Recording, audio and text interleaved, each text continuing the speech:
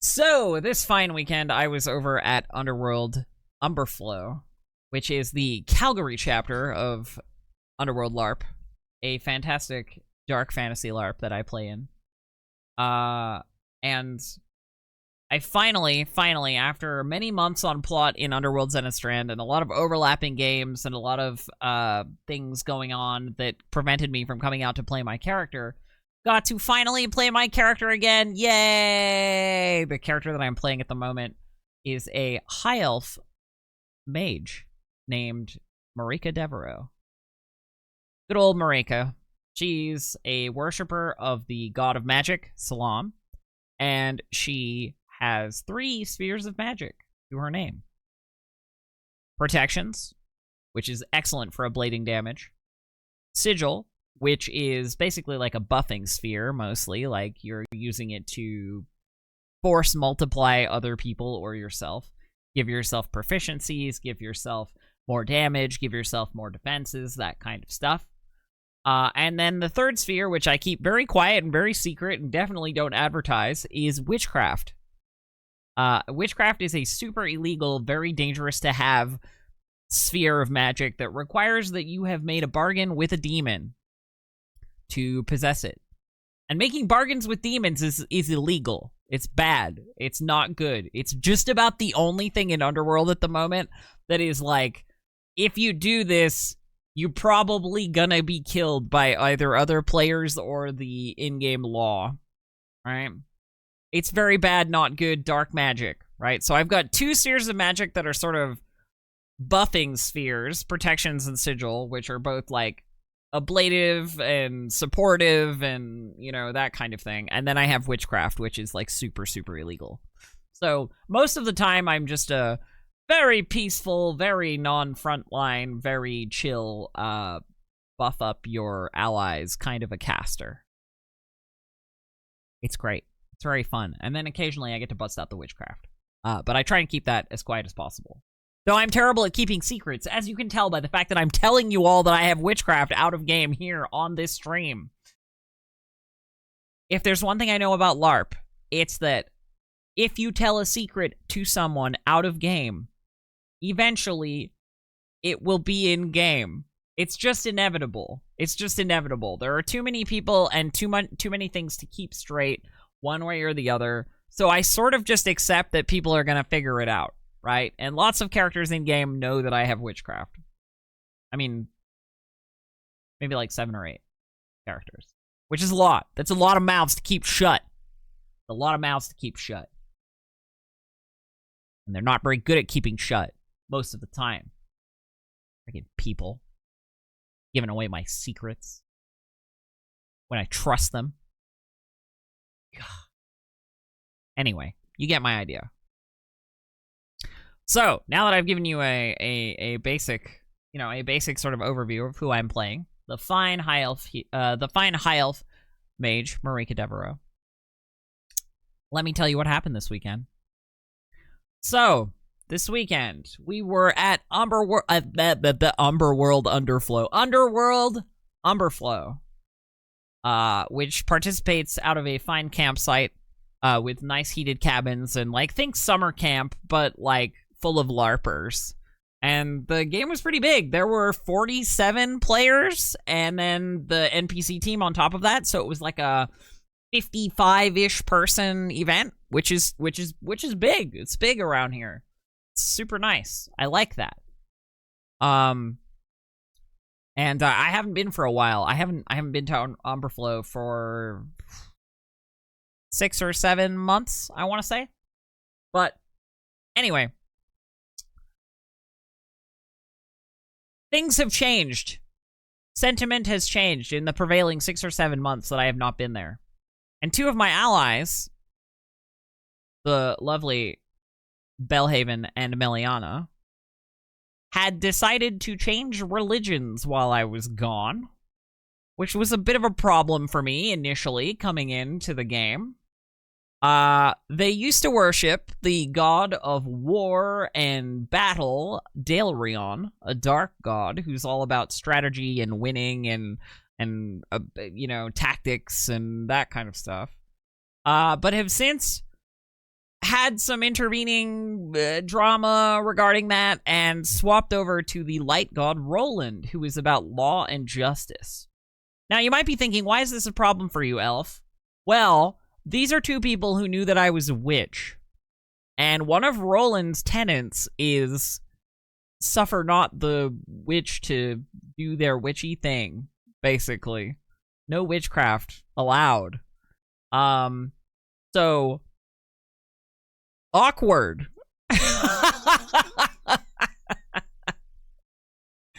Awkward. When I roll into town and Miliana comes over to me and she's like, just so you know, we're friends, but I have a new my beliefs have changed, have shifted somewhat, and I have had to report your offenses to the town sheriff. I don't like that I had to do it, but we worship Roland now, and it's very important that I follow the tenets of my new god. And I'm sitting there like, fuck. Thinking like, is my game gonna be over Friday night? Are we done Friday night? Is it over?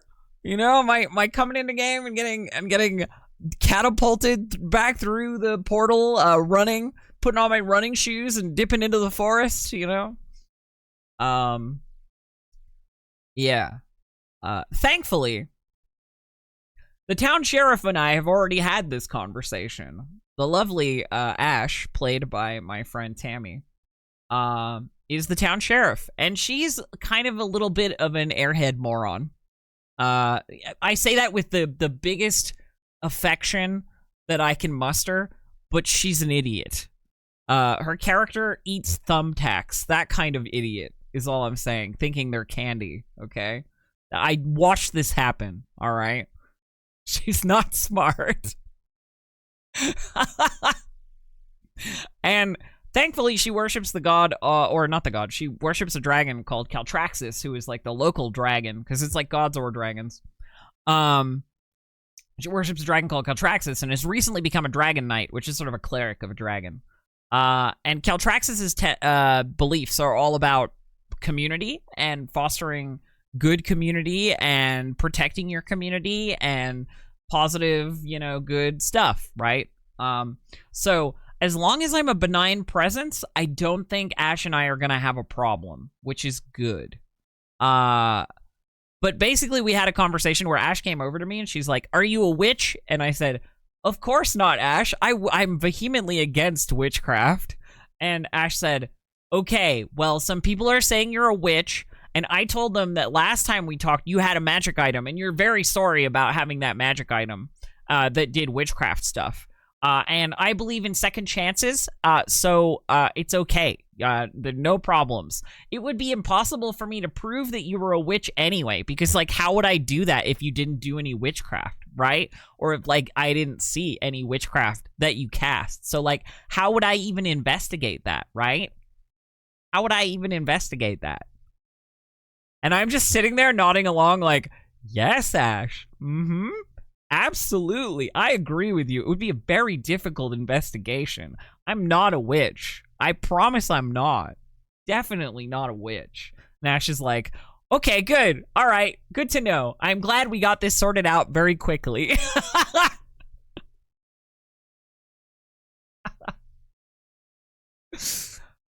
Oh, praise be to an easy conversation. But anyway, we came into game and there was a little bit of a disruption with that, but otherwise there was no problems. I was of course accompanied and enjoying the lovely company of my partner Siobhan the whole weekend. She was playing Alice the Hobbling, who is a fantastic alchemist and merchant, and she set up her shop and had lots of good resource gathering this weekend. We made out pretty well, I think, mercantilely this weekend, which is good. But yeah, so I sort of managed to slip under the radar, and Meliana and Belhaven were like, "Okay, well, it's up to the sheriff what happens to you, so we're not gonna pursue it any further because the rule of law is very important to Roland, and if the law says that you're cool, then we're cool." So I'm getting by on a lot of technicalities that if I stick around for a long time are probably not going to endure. So I'm a little bit concerned about my continued existence within Umberfloe as Mareike. But I think the important thing here is that it's bought me a little bit of time to make myself an invaluable member of the community and generally present myself well. That's the game plan. That or yeah, start casting witchcraft rituals and show everybody how helpful I can be. So helpful. Right. Friday night. What went on Friday night? Okay, so Friday night, I wasn't with Alice because Alice was on, or Siobhan was on the first NPC shift, so she was off being an NPC for the first night. Just about the first thing that happened was this horrible gang of like horrific angel. Oh wait, I've gotta preface this with something. At the beginning announcements, one of our lovely plot members, Colin, said, "Just a reminder, Underworld is a dangerous game. We are going to try and kill your characters. And this is a Halloween game," because it was like their Halloween event. I mean, it was early in November, but it was the Halloween event. And that means it's the most dangerous game of the season. It's dangerous. You might die. People will die. You know, it was kind of like part of the announcements. And when a plot member says that, I know that dangerous things are coming. Because it's to set expectations, right? It's to set these expectations that, like, bad things are going to happen to people that you can't necessarily stop from happening. Right? So that was on my watch list, you know what I mean? So the first thing that happened was these horrible like angel amalgamations from Haldora, which is like the god of disfigurement and badness and some other stuff. I don't really know Haldora's tenets. She's a boring god. I hate her. But she's basically like mini Nurgle, but also ugliness, I think. I don't remember. I don't care about Haldora. But anyway, some angels of Haldora came in and started grabbing people up and performing like weird surgeries on them or something, you know, like tying like surgically grafting people's arms together, or like that kind of stuff, like weird stuff going on. And they were super hard to kill. So mostly I just stood in the back and went, "Go get them, champs!" and watched, because what am I going to do? Throw witchcraft in public? No, I'm not going to do that. I'm going to stand in the back and I'm going to use my protections and my sigil to keep myself safe. Absolutely.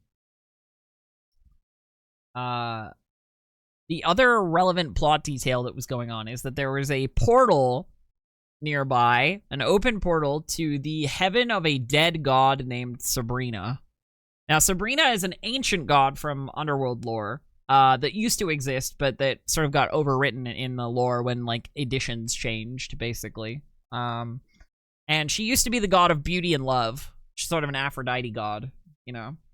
But she hasn't been that for a long time, and so her heaven is decaying and being taken over by the god of bloodshed, Bog. So it's a bad place to go. You don't want to go through that portal, but it's an open portal to a decaying heaven nearby. Sounds good, right? I sort of figured that these creatures were from, like, the decaying heaven of Sabrina, and there was some, like, fucked up attempt to create beauty from ugliness or, like, something. I don't really understand what was going on, but I don't have to. I'm kind of just dropped into the middle of it all, right? So that was certainly a thing that happened. Some angels, Aldora, violence. At one point, one of them grabbed me and dragged me to a circle, but then they just threw me into the circle, and nobody stopped me from just walking out of the circle. There's like a circle of rope on the ground. And when I got into the circle, nobody said it was anything other than a circle of rope. So I just walked out of the circle, fully conscious, and back to the porch. I hope I didn't cheat. I didn't know what was going on. I was confused. Anyway, if I did, sorry. I didn't mean to. But it didn't seem like it was anything, as far as I could tell. I asked one of the NPCs, and they said it's a circle. Yeah. Alright, well, so there was that, and then what else was Friday night?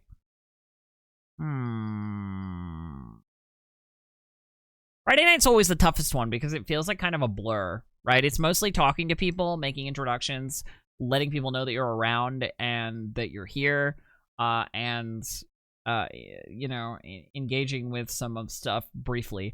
Oh, there was like a wave of crabs. So Underworld Umberfloe has crabs as their like nuisance enemy.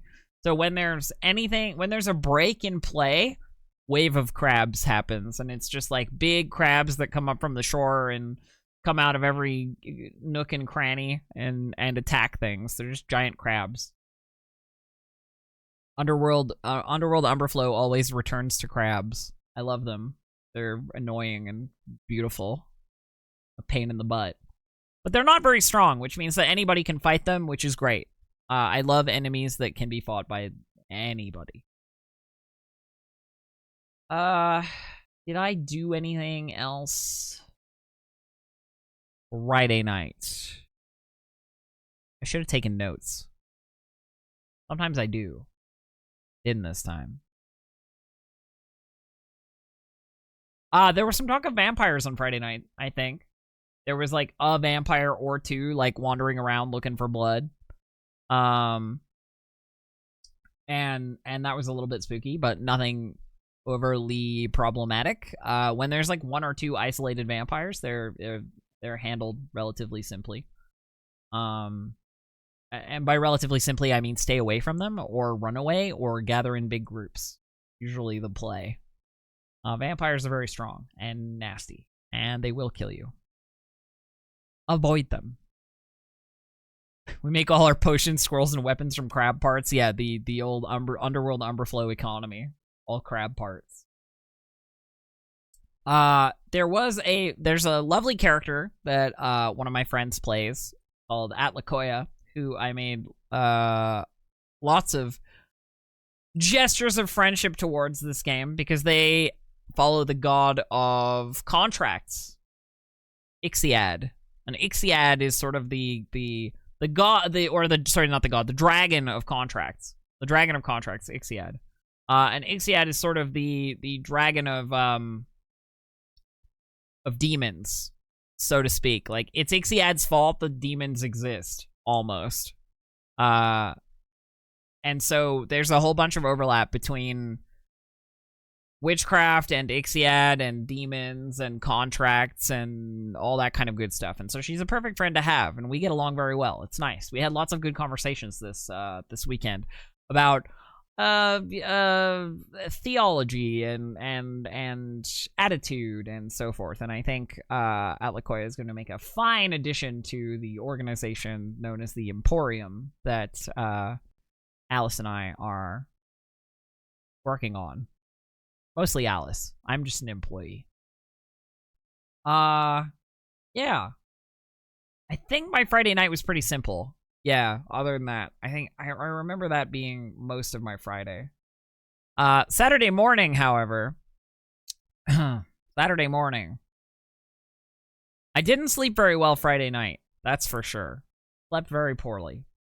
But on on Saturday morning, I got up early and I was headed to the tavern to grab coffee and, you know, sit down and try and get in the right headspace and talk with some people.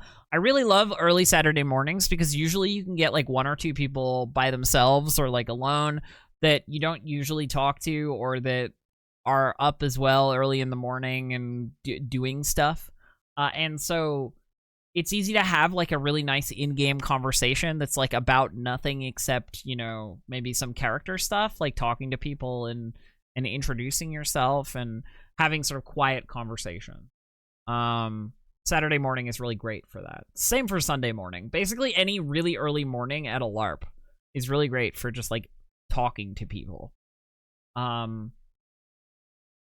it's nice to just, like, I don't know, have what would be considered sort of small talk, but in character. It sets a nice tone, a nice... And so I was drinking my coffee, and then I looked across the site through the window of the tavern, and I saw this man with a briefcase and a plague doctor mask going door to door for the other cabins.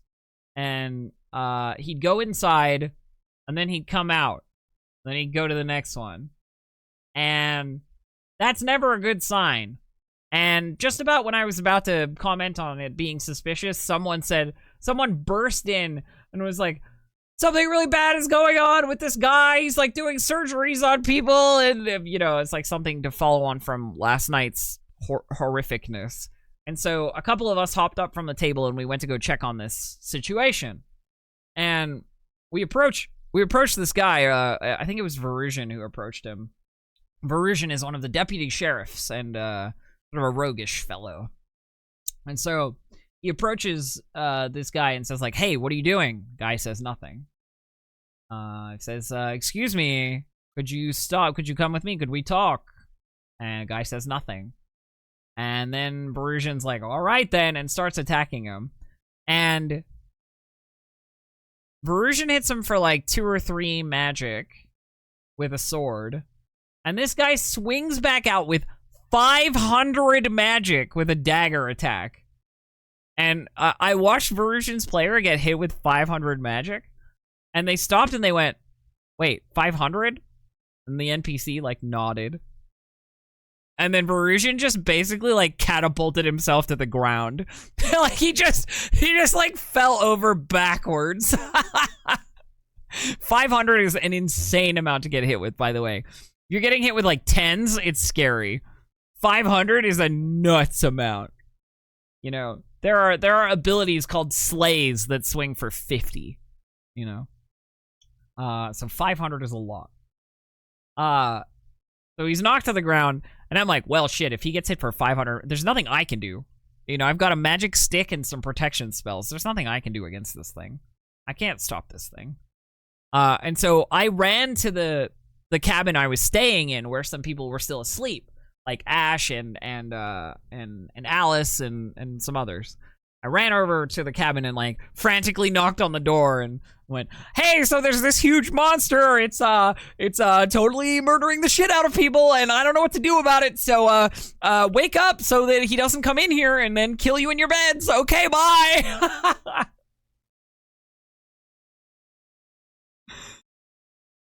And I could hear people, like, rousing, you know, be like, what? Yeah. And, thankfully, this plague doctor creature only seemed to move at a walking pace. So I just, as long as I ran, I could stay ahead of it. And you know, it felt very Tonberry-esque, you know, this walking enemy, you know, like trundling along, and then when it gets next to you, it just does 500 damage, you know, it's very Tonberry-esque. Kind of monster, which is cool. But I basically avoided the thing until it decided to leave.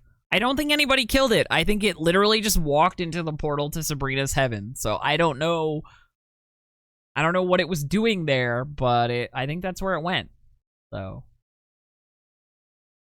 neat. More crabs Saturday morning. A little bit of crab fighting, and then we opened up the shop. Alice was finally in character as Alice. You know, Siobhan was playing Alice. And we opened up the shop and got lots of business right away. People were hungry for the goods that we had to provide at the Emporium. The other thing that Alice was doing this game was hiring new help. She had a sign that offered a position as a bodyguard to her fine hobbling personage. And so she got to conduct some interviews with prospective mercenaries to be her bodyguard, which is excellent. She ended up hiring 2 folks, I think. She hired Leo, a armored fighter type of mercenary, who did a very admirable job of sticking near her whenever there was like big danger. Big ups to Leo. Leo was on point with the job that he was paid to do. And Qatar, who was a like counter-magicking, anti-magic boy. The perfect friend to have if you've got hostile spells flying everywhere. And played by the wonderful Corey, who I've played with many times before. So that was nice. It's always nice to be able to like have a pretense to roleplay with new people, right? And a hiring process is definitely one of those pretenses. Being able to interview people about their beliefs, about the like their conflicting possible loyalties and all that kind of stuff. Good. It's good stuff. What else? So we were doing that during Saturday. There was a lot of like sitting and talking at the chop table. I had laid out my protective rope around the table, so I make a rope circle, and that rope circle allows me to cast a spell called Circle of Protection when I need to. And anything inside the circle is basically untouchable. Except to the most powerful dispel magics or ritual level magic, like high level magic. Circle of Protection is a 9th level spell, so it's quite difficult to get through. A lot of my usefulness during this game came from the spell Circle of Protection, let me tell you.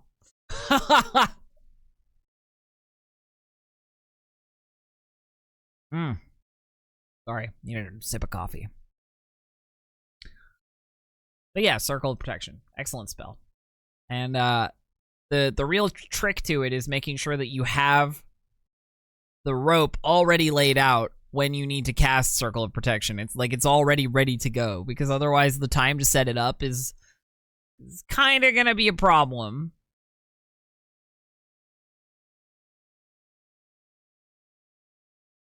So let's see. Saturday. I'll admit that like lots of stuff happened around me that had to do with like town politics or like mage complaints or stuff. So there's this local mage tower called the Eternal Host. And the Eternal Host are sort of these mages that are, you know, they're tower mages, they're library mages. They're very anti-witchcraft, so I have to be careful, obviously. And they have like a gang of people called the Silence who are like their mage hunters for mages that aren't with them. But recently this mage tower was not subsumed, but contracted by the Conclave, which is the global mage power, the Conclave. And I say global, I mean within the empire in which this game mostly takes place, the Berfontian Empire. The Conclave are sort of the Mages Guild of Berfont. And the Conclave had recently been like, all right, Eternal Host, you can continue operating under your own leadership and under your own guidance, but you are now members of the Conclave. You know, you're a local subcontracted guild of the Conclave, you know, because you can't have hedge mages working within the Empire, especially organizations of hedge mages. That's bad. Whoa! Hi, Armia. Hello. We're telling LARP stories right now, so if you like to hear stories from role-playing games, that's what we're up to. For those of you who don't know me, I'm Distracted Elf, your local pirate captain and general space nuisance. But so the Conclave is very anti-hedge mages. You have to be a licensed wizard, basically. So they licensed all of the Eternal Host so that they wouldn't be a problem, you know? But there are a lot of people in Umberfloe who are members of the Eternal Host, and there's a lot of bickering about promotions within the Eternal Host, which I don't know what the deal is there. I'm not part of that, but I heard multiple times that people have been passed up for promotion with the Eternal Host, and that just won't stand. And I'm interested to find out more, but I don't know anything about the Eternal Host. So the cool thing for me is that I have a writ from the Conclave directly. I am an apprentice member in the Conclave, the overarching guild.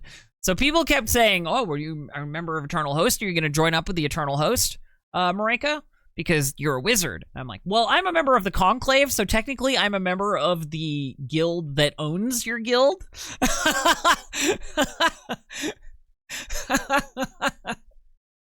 Which makes me sound like an insufferable asshole.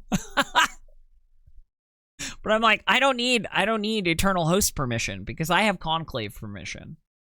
And that trumps Eternal Host permission, because we are in the Empire of Brefont. So, yeah. I don't know. Yeah, basically, I'm from the guild that owns your guild, so I'm not really worried about it. Was how I was operating, you know.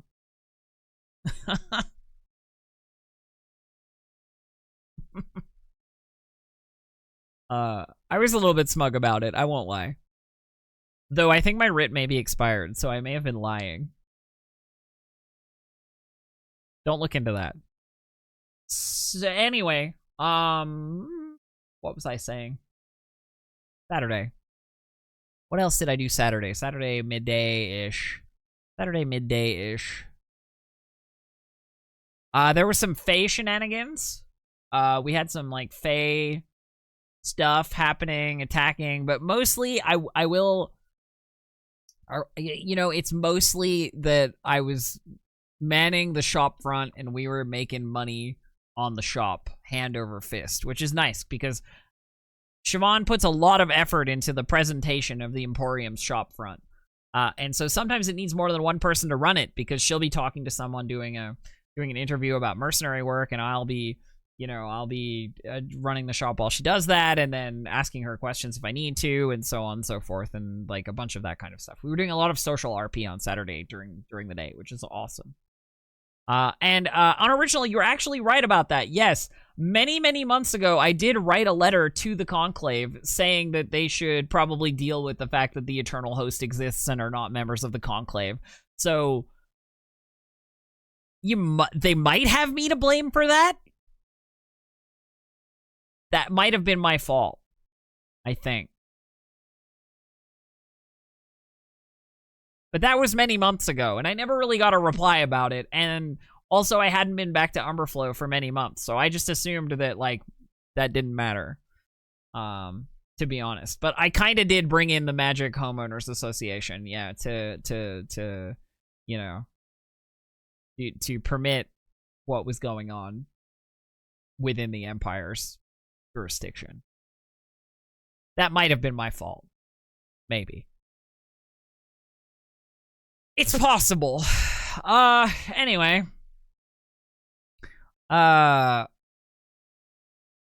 Shop stuff. Then, in the afternoon on Saturday, I had my NPC shift. So, any good member of the LARP community, any member who wishes to be in good standing with the fine folks who run the plot, makes sure to commit at least some of their time to playing an NPC for the event. Right? And my shift was from 3 o'clock till 6 o'clock on Saturday. And I was flattered that as soon as I walked in, one of the plot members, Ethan, looked up at me and said, Elf, do you want to play a principal NPC? An NPC that does a lot of talking? And I said, yeah. Sure. I'll do that. Right. Because I like to think that people have the confidence in me to know that I won't fuck it up. Or at least that I'm capable of improvising on the spot if necessary. It's nice. It's a warm, fluffy feeling in my heart to be asked to do these things. So I walk in and they're like, okay, so what you're going to do is you're going to lead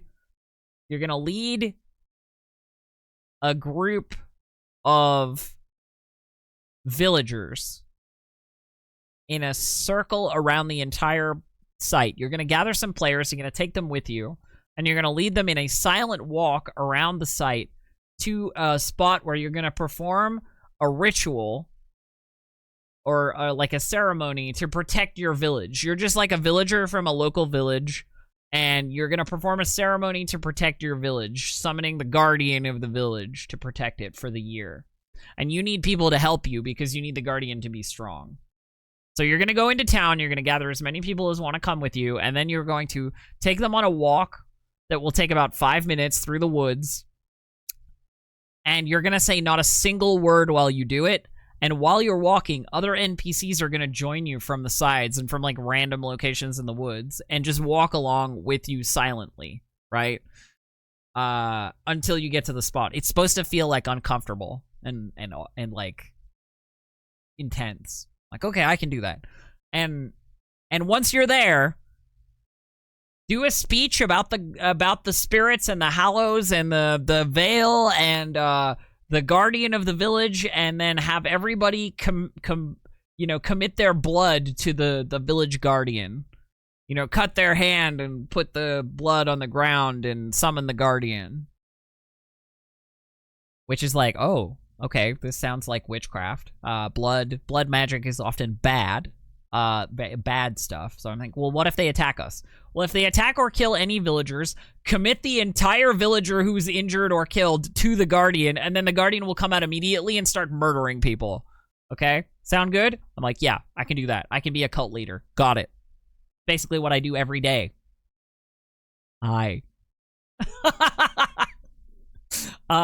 So cool. Got that.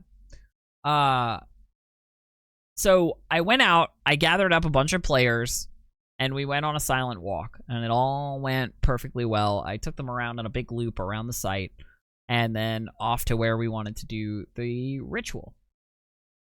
So once we got there, I assembled everybody as a quiet audience, and I started my speech, you know. I thank you all for coming to this ceremony to protect our village, to protect us from the evil spirits and the malicious undead that walk the land. We are but a small and humble village, and we need to protect ourselves.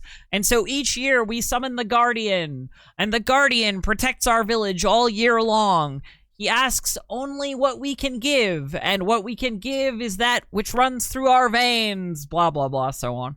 But so the problem was, the person that was going to play the Guardian wasn't where the mod ended. There was no NPC there to play the Guardian. And I'm looking around, I'm like, shit, okay. And, you know, I look over to one of the other NPCs, and that NPC is already telling somebody else to run back to the plot camp to grab the person who needs to be here, you know. And they're looking at me, and they're just going, just vamp, just go, just keep talking. And I'm like, okay, the ceremony continues, with a declaration of my undying loyalty to the Guardian, and, how it is only possible on this thinning of the veil on the hallowed ground, you know, and I'm literally just fucking trying to make up ritual words as I, like, walk around and say shit, you know. And eventually the NPC comes running in and takes position, and it's all good.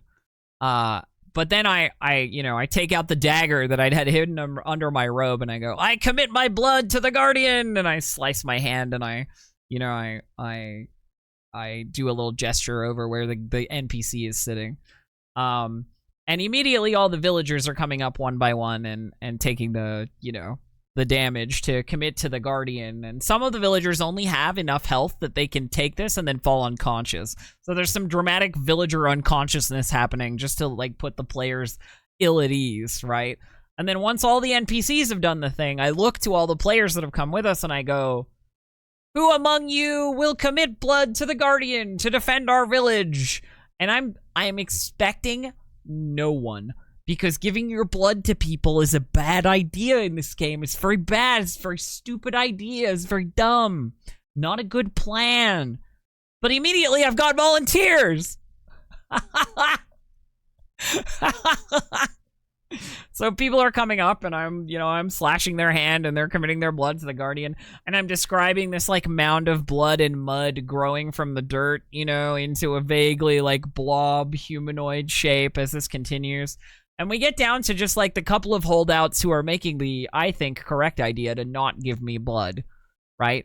But my job is to push the players a little bit. So as soon as people stop sort of, you know, stop contributing, I look to them all and I say, we only need but a few more. We only need but 1 or 2 more. And the Guardian will be complete. You know, the Guardian will be ready to defend our village. We do this every year. It is safe, I promise. You know, all that kind of stuff. People still don't do it. And I know there are some virtuous souls in the audience who haven't done it. People who need to defend the innocent, who need to protect the, you know, who need to be noble and so forth, like as per their tenets, as per their moral compass. So I say, if no one will commit blood to the ritual, then I suppose I will have to kill myself so that the Guardian might survive another year.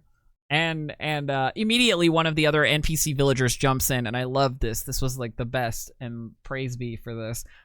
One of the other NPC villagers jumps in and goes, but no, you can't. You lead us. Let it be me. Let it be me instead. I will sacrifice my life for the Guardian. And I turn to the NPC and I say, you're willing to give your life to defend the village? And he's like, yes, I'm willing. And I start to approach him with the knife, and immediately one of the holdouts, you know, one of the holdouts among the players jumps forward and is like, I can't let you harm the innocent, and holds out his hand, and I take his blood, and the Guardian burbles forth, and it is a golem made of blood and dirt, you know? And I was wondering if players were going to have a problem with a golem made of blood and dirt, but they didn't stop us. So I said, thank you all for contributing to this year's village, you know, village protection. You're all very gracious, and I thank you for, you know, being involved. And then we just, like, walked away with our blood golem. I didn't give them anything. I didn't promise them anything. I just took their blood and then walked away with my golem. Thanks! Ricky Stay X Pulse, thank you for the follow. Also, MGM. Clear. And off I go. So, villager achieved. Then there were some brownies. We played some roguish pixie sorts. That were trying to get some specific magic items the players didn't want to give us, so we eventually all got freaking murdered because brownies are super chaotic, and we were willing to barter and trade for the magic items. We had a lot of, like, gems and stuff on us, but, I mean, screw it. We just, you know, occasionally you just have to start stabbing, and bad things happen, so I played a brownie. Then we played a wave of crabs. Hooray, crabs. And I got to throw some dragon breath because the crabs had magical dragon breath this time around for some reason. Then the last NPC thing I did was a big role that I got given. So there are 2, like, central plot members, Ethan and Colin. And Ethan had been the one who'd been like, Violet, Violet is my name. But Elf, I need you to play this talkie guy. I'm like, okay, I play talkie guy. And then Colin later on was like, Elf, I have a job for you. You're gonna play this NPC that needs to do some talking. And improvise. Like, okay, cool. Apparently I'm just known as a professional yap master. Just a distracted elf, you know? Which is all good by me. So, the last NPC I played on my shift was this NPC called Larissa. And Larissa was the spirit who was a cleric of Sabrina, the dead god back in the day. And we were going to wander in the dead heaven, and they were going to come and ask me for my help to defeat my son, who is a witch who had been menacing them for a long time. You know. So, they were basically coming to the spirit of the witch's mother to find the witch's weakness. And I had to play the mom. So, I played the mom. I was given some directions. The directions were, if they stop talking to you, just walk away like a listless spirit and have them like try and get your attention again. You need 3 things. The 3 things that you need are 1, an act of love. 2, an act of service to you worthy of betraying your son. And 3, an item of great beauty worth at least 20 gold. Those are the 3 things that you need. If you get all of those things, they've succeeded and you will help them. They had to do this all while being attacked by hostile angels of the god of blood and violence, who were invading the Sabrina's heaven. So there was like this huge fight happening around me as I walked around like a listless spirit with all my hair over my face and stuff. And people would come up to me and they'd be like, Larissa, we need help. You know, we come to you specifically. All that kind of stuff. And I said, well, I need 3 things. I need an act of love. And then one fellow brought his wife over. You know, Hildy and Einar came over, and Einar explained, like, this is my wife, Hildy. We've been married for many years. And then they kissed, and I was like, that's a good act of love. I like that. Good. And then I said, I need an act of service worthy of betraying my son, because that's what you're asking. And so they took some time on this, and it looked like they weren't going to get it because everybody was being pushed back by all the angels, right? All the murdering that was happening around. And it was a dangerous place to have a conversation. Let's put it that way. And so they asked me what act of service I needed, and I said that's up to them to decide because I hadn't been given like a specific thing. You know, but I said like maybe you could honor my god even though they're dead. You know, that kind of stuff. So eventually one character, his name is Hallison, he came over and he said, I will promise to come back into Sabrina's heaven, and I will make it as beautiful as I can before it is destroyed. And that seemed like a perfect act of service to me. So it's a very dangerous act of service that will probably end in him dying. So perfect act of service. Then I said, I need an item worth 20 gold of great beauty.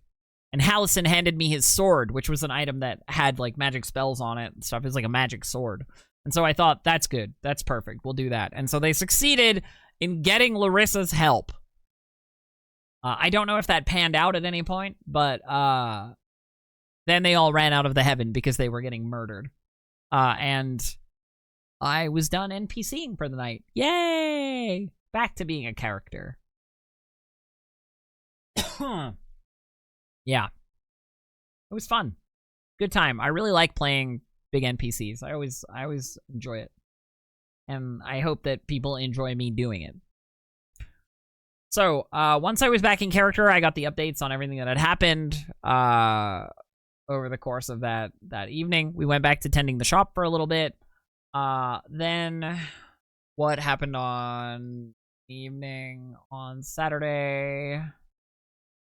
It wasn't until 9 p.m. that stuff started really going wrong, but what was between like 6 and 9?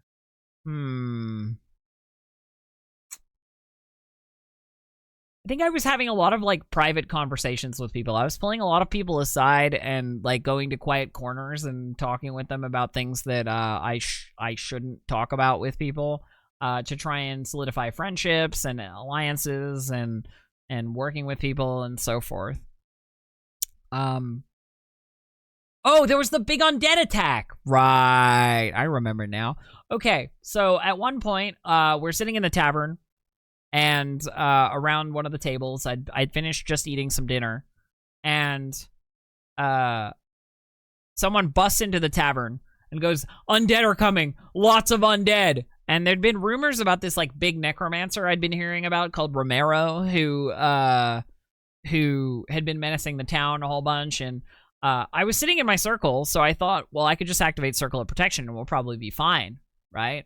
I looked to Ash, who was sitting next to me, and said, so do you want me to activate the circle? And she shakes her head and she says, no, he's too powerful. There's no way the circle will work. And I said, okay, all right, that's fine. So I get up and start like kind of positioning myself to be able to move out of the way of danger. And a bunch of like skeletons, ghouls, zombies, I don't know exactly what kind of undead they were, bust in, along with a couple of definitely greater undead, like a Death Knight and a Death Rogue. And they start fighting with everybody. And I'm looking around at the undead, and I'm seeing that there are no undead that I think would be able to get through my circle of protection if I can get back to it, right? And so I look to my friend Adlakoya next to me, and I say, if we can get to the circle, I can activate it, right? And like, we'll go, right? I think it was Adlakoya that was with me. I don't remember. I think it was. And we run back to the tavern where I have the circle up, and I run in there and I activate the circle of protection, and then we basically just sit inside a protective bubble while with Verusian, because he stuck a foot in as I was casting, which is perfect. That's how you get in. And watched everybody else fight undead for like 20 minutes. I love dinner and a show, you know? I just get to snack on whatever I've got on hand and watch people fight undead. I was also there in case, like, everything went horribly wrong and I could just undo the circle of protection and, you know, help, right? But I didn't need to do that. Eventually it all worked out. Though there was a death knight, I think it was a death knight that was super strong. I saw this guy take so many hits, like massive amounts of damage over and over again. So I'm sort of glad I wasn't out of the circle when all of this happened. You know. So anyway, we make it through the undead attack, and then I'm scooping up my rope because me and Atlakoya and Alice are gonna go have a conversation about like dramatic Emporium stuff. Atlakoya has expressed an interest in being a member of our little group. She's gonna be a fine addition to the Emporium, and we want to talk about what that means in the overarching situation, shall we say. So I gather up my rope just in case we need another circle of protection in the cabin where we're gonna go have a talk. So we go have a talk, and it's a very nice talk, full of very nice interactions and positive, good vibes stuff. Then, maybe about half an hour into this talk, Ramirez busts into the cabin, and he's staying in the cabin, and he has set up a bunch of traps. And Alice was complaining about these traps earlier because it's a bunch of like very explosive, very acid-filled trap boxes, and they have hair triggers where if you like knock them over, they'll explode, right? And Alice was like, ugh, taking up so much space in our cabin with these traps. Freaking Ramirez. God damn, it's really annoying, you know? If they explode, we're all gonna die.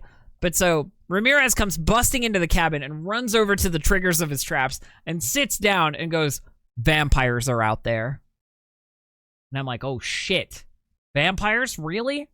And so I start kicking the rope into a vague circle as one of the vampires comes mist forming under the door into the cabin, right? And I'm not sure if Ramirez is planning to blow the bombs or not, so I don't activate the circle of protection until I'm sure, like, we're all in position. But while I'm hesitating, Atlakoya is getting stabbed to death by this vampire.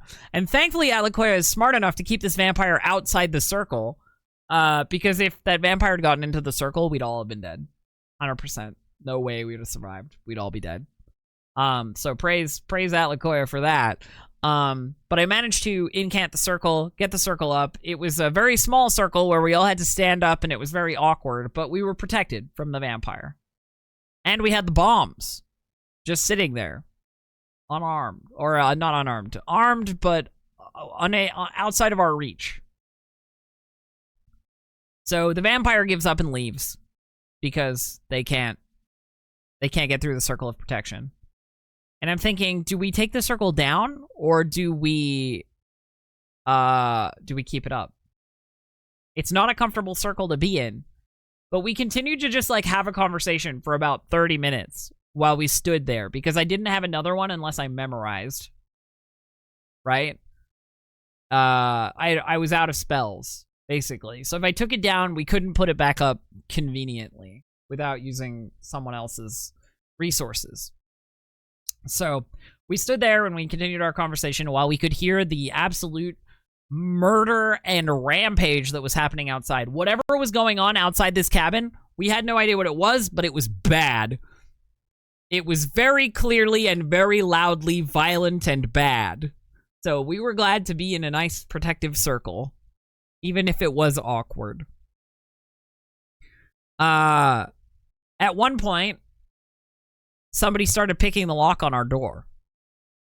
And so we hear someone picking the lock, picking lock 1, picking lock 2, picking lock 3, picking lock 4, because they're not really picking the lock, they're just picking the like role-playing lock, right? And we're all getting ready to figure out what we're gonna do. If they have a way to get rid of this circle, we're all dead, right? But we have a big pile of bombs near the door. So I thought, I'll just I'm looking at everybody, I'm like, I'll bluff, okay? They're gonna open the door, I'll bluff, all right? And so we wait until they're finished opening the door, and the door swings open, and there are like 7 people outside and 1 at the door.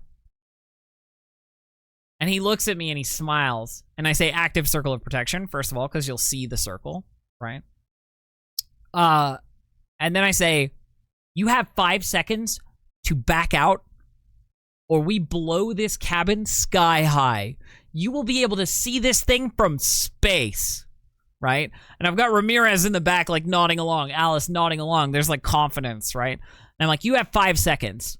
5, 4, 3. And while I'm counting, he's going, there's no way you can blow the bombs up from inside the circle of protection, right? And as I'm saying that, he's backing up. He's like taking steps out the door and like backing away, right? Wow, she didn't say space, but something more badass and in character. Yeah, you know what I mean. I can't remember exactly what I said. But anyway, we have 240 acid worth of bombs. This is enough to kill all of us like 18 times over. You know what I mean?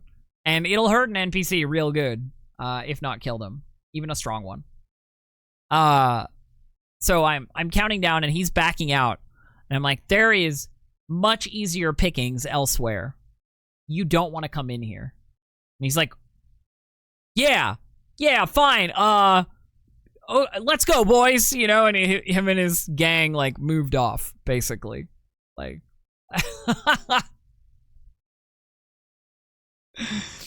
it was excellent. It was super great. It was very funny. And we're all breathing like huge sighs of relief as like they leave instead of coming in and messing with us. It was a whoo, oh boy. It's especially a great story because we found out after the fact of the 47 players that were at game, 9 of them took a death from that mod. 9 of them. That is so many. That's so many. That was such a dangerous mod, like such a dangerous encounter, right? That a whole bunch of people would die. It's not my usual experience. You know what I mean? And I was happy for it that it felt lethal, and it felt like my tools and the tools of my friends, you know, were valuable enough to keep us from dying. Right? Like, we deployed our skills in a smart and tactical way and prevented death. Felt good. Felt fun. Felt nice. So, having done that, we basically were all exhausted. And so I went to bed. I went to bed after that. Screw that. I'm not going back out there. We survived the vampire attack. Whatever else comes, fuck it. Fuck it. I guess I just die if it comes in here. Fuck it. You know? I rearranged the circle a little bit so that it would cover more of the room, and we had, like, I studied up and, you know, emergencied and, yeah, what have you. Yeah, at one point during our you know, our circle building, Qatar, the Faceless, bust in and took shelter in our circle because they have immunity to schools of magic when they take their mask off, the Faceless, and so they're immune to protection, so they just walk right through the circle. Which is pretty cool. Pretty interesting. But that was sort of after the most dramatic things that happened. Yeah, Qatar did tell us, you're right, Siobhan. Qatar did tell us that the vampires were raising people we knew as dominated tools, and so we couldn't trust people that we knew necessarily. And we'd taken the circle down, and Verusian had come in, and so there was this like, Verusian, are you working for the vampires? And he's like, no, I swear. And like a bunch of like suspicious stuff like that. But mostly we just like made it through without incident after that. And headed to bed.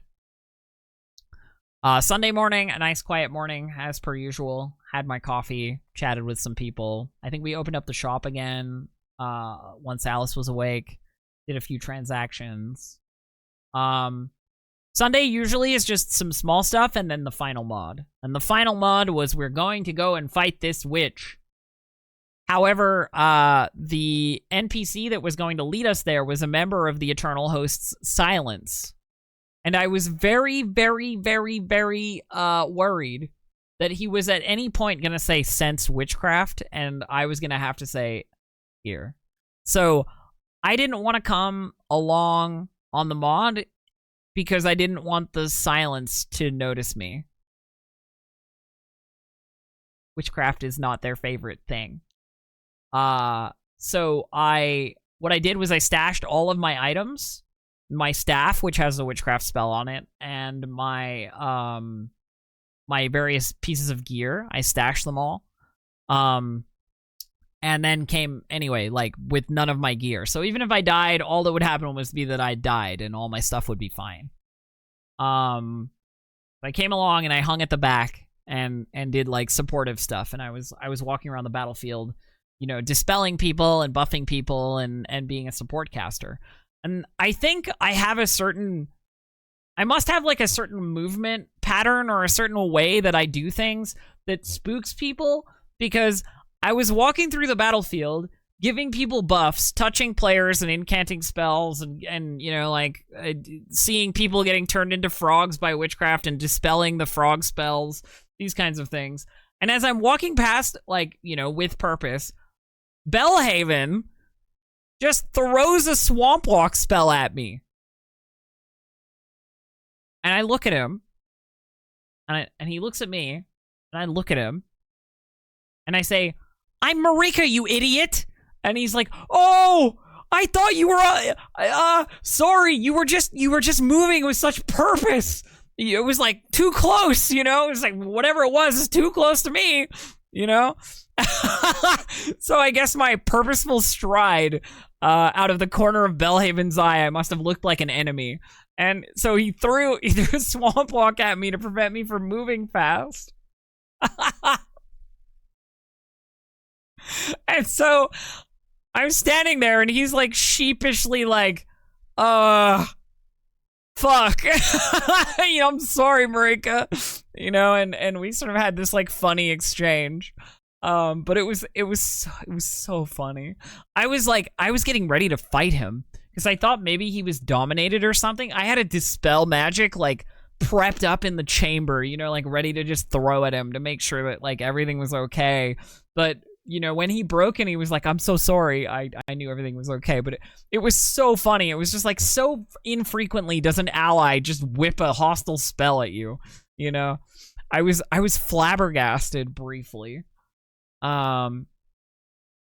But yeah, so this witch they've been hunting for like many months apparently, and the witch eventually like started running off into the woods, like bust off into the woods, and everybody chased the witch, but there were still all these giant toads and like corrupted treants and stuff that are around that were fighting people, and so I hung back with the stragglers and finally got to unleash my Super Saiyan might, because when I am alone and no one can see me, I can use my witchcraft because no one's gonna notice. You know what I mean? Like, it's just me and some NPCs, glorious. So I got to use some of my bigger, badder spells to just take some stuff out in like 1 or 2 hits, which is always enjoyable. And I collected some loot, which is also very nice. Yeah. And like that was practically the game. That was basically it. I had a really fun time. A really good time. My one complaint, I think, is that, and this is a pervasive complaint with the culture of like Underworld LARP in general, I think at the moment, people need to work hard to stay in character. I feel like people drop character for like very small reasons, or to like explain things or talk about things that they could very easily talk about in character, right? And I've seen this a lot recently, and I think I'm gonna work really hard to push things back in an in-character immersion direction, because I've just seen people like, I don't know, just not following through with the immersive experience that they could be giving to themselves and others, rather than like breaking character and doing stuff. You know what I mean? Yeah. It's a whole thing, and it's not directed at anyone specifically. It's literally just like staying in character is important. And if you need to go out of character for like a serious reason, you're like hurt or something, don't keep talking out of character in character spaces, right? You know, that's a big thing, right? Because other people are going to use those spaces for roleplay, right? Like if you're hurt or you need help or what have you, go to plot camp. They will help you, you know? If you need to sit and just like chill for 45 minutes or whatever, you can do it in an out of game space, right? Respecting that everybody else is paid to come and have an immersive experience and enjoy a LARP, you know, is sort of it's par for the course, right? It's part of the agreement we all enter. And ruining anybody else's experience by not participating in it yourself is bad. That's a bad time. It's a bad time for you. It's a bad time for them. They may not say so in the moment, but people want to be in character when they go to a LARP. And when you force the issue of them not being in character because of your own stuff, or maybe you're just having an off day or whatever, like, yeah, the more you drop character, the more your character's actions will feel out of character to them, right? If the more often you're out of character, the less distinct your character and you become. And there is a really bad situation that can happen where bleed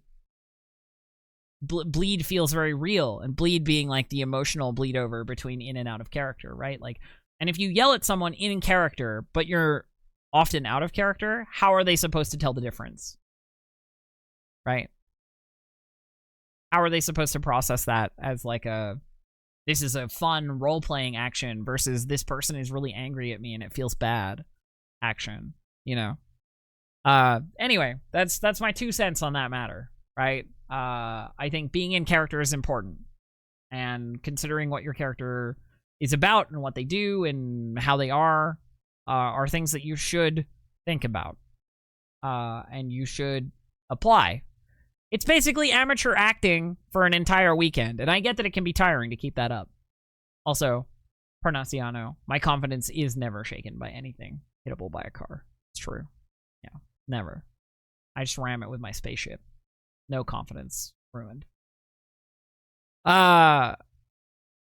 Anyway, I think that's most of what I've got to say today. If anybody has any questions or wants to ask anything about like LARP, or my character, or role playing, or these kinds of games in general, I would love to field that stuff. So if you've got thoughts, or if you were at game and you want to say hi, like say who your character was, and if you're in chat, I would love to like shout you out, call you out.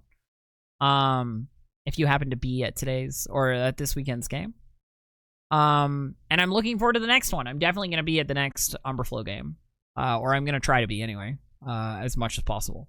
So, yeah. Excellent.